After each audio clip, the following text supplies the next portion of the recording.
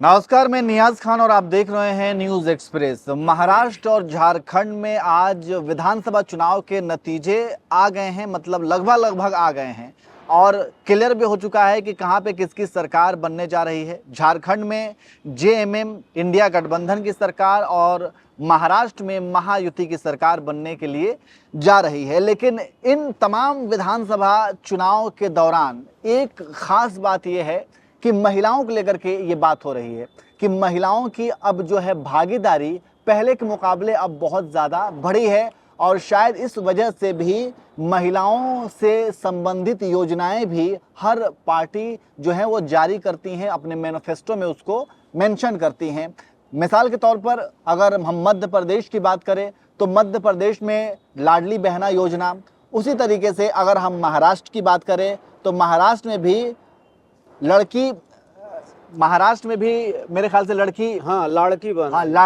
लाड़की बहना योजना और वैसे ही मैया योजना भी झारखंड में। तो ये तमाम जो योजनाएं हैं और ऐसी योजनाएं जो हैं बनाने का या फिर जारी करने का की क्या वजह हो सकती है। जाहिर सी बात है कि महिलाओं को भी कहीं ना कहीं ये पूरे चुनावी प्रक्रिया में शामिल करना और उनका भी वोट बैंक हासिल करना। तो अब बहस इसी की है और इसी पर हम चर्चा करेंगे कि क्या अमीन जी वरिष्ठ पत्रकार हैं। अमीन जी, जैसा कि मैंने शुरुआत किया कि पहले के मुकाबले में अब जो है किसी भी चुनाव में कोई भी फैसला, मतलब एक तरीके से महिलाएं जो हैं वो मेकिंग का काम कर रही हैं कि किसको बनाना है और किसको हटाना है। हाँ ये इस चुनाव में, महाराष्ट्र के चुनाव में ये पहली बार ये केंद्रित किया है और सभी विश्लेषक और सर्वे एजेंसियों के कान खड़े हो गए हैं इस बात को लेके कि पहली बार जो है देखा जा रहा है कि जो है महिलाएं जो है अब जो है ये जो है सरकार बना रही है या सरकार बनाने में भागीदारी निभा रही हैं और उनकी वोटिंग परसेंटेज या उनका वोट दिया हुआ वही पार्टी या उसी पार्टी की सरकार बन रही है। मैं इसकी शुरुआत जो है थोड़ा पीछे से करता हूं। हमेशा से बिहार के बारे में कहा गया है कि बिहार में जो है नीतीश कुमार को सबसे अधिक महिलाएं वोट देती हैं। पिछले 20 सालों से नीतीश कुमार जो है वहां पे सरकार बनाए हुए चला रहे हैं और इस बार भी आपने देखा होगा कि वो एक महिला यात्रा को लेके पूरी तैयारी कर रहे हैं क्योंकि उनको मालूम है कि उनको कौन जिता रहा है। तो इससे ये पता चलता है कि जो है महिलाएं जो है पुरुषों की अपेक्षा जो है अपनी सत्ता में भागीदारी जो उन्होंने तेज कर दिया, उसी का नतीजा है कि अब आप जो है मध्य प्रदेश ने सबसे पहले जो है लाडली बहना योजना का वो क्या कहते हैं कि जो है तैयारी की और नया वो लेके आई और उसी के बाद से जो है झारखंड में जो है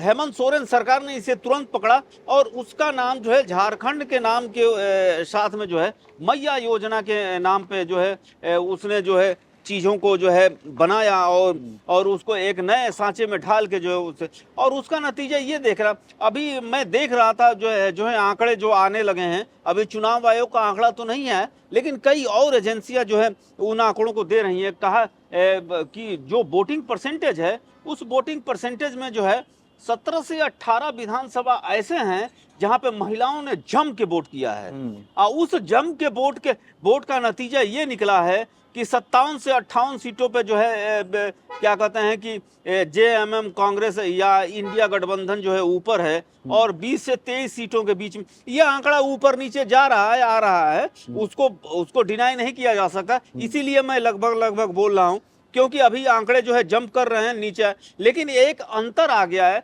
57 सीट और 23 सीट। जिस जो है बीजेपी को वहां पे जो है कहा जा रहा था जिताने का, तो इसमें कई जो है साइकोलॉजिस्ट और ये कह रहे हैं कि महिलाओं ने कमाल किया है। और इसी तरह से महाराष्ट्र में देख लीजिए लाड़की बहना योजना के बारे में क्या कमाल किया है कि 224 सीटें जीत कर जो है मतलब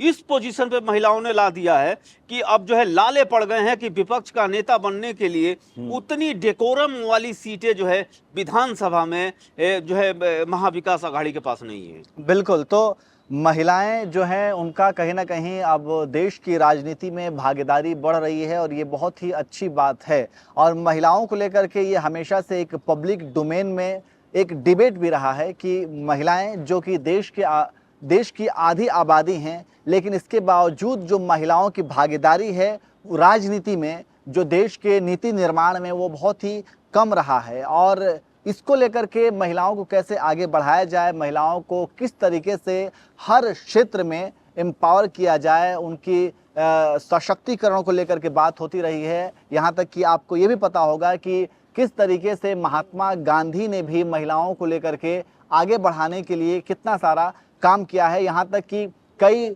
मामले तो ऐसे भी, घटनाएं या फिर कहानियां ऐसी भी कही जाती हैं कि महात्मा गांधी ऐसे जनसभाओं में शामिल होना पसंद भी नहीं करते थे जहां पे महिलाएं ना हो। तो इसका अर्थ ये है कि वो चाहते थे कि महिलाएं भी समाज में आगे बढ़ें, बढ़ चढ़ करके हिस्सा लें, क्योंकि महिलाएं जो हैं वो देश की आधी आबादी हैं और अगर देश को आगे बढ़ाना है तो फिर इस आधी आबादी को आप दरकिनार नहीं कर सकते हैं। इसलिए महिलाओं के हमेशा सशक्तिकरण की बात होती है। और ये बहुत ही अच्छी बात है कि पिछले कुछ चुनावों में, पिछले कुछ दशकों की हम बात कर लेते हैं, कुछ चुनावों में महिलाओं की अब भागीदारी बढ़ रही है और महिलाओं के लिए योजनाएं आ रही हैं और महिलाओं के लिए राजनीतिक जो पार्टियां हैं वो मतलब एक अलग से मुद्दे भी उनको बनाया जा रहा है कि उनकी कैसे बात की जाए, उनके कैसे आगे बढ़ाया जाए। तो ये जितनी भी योजनाएं हैं, चाहे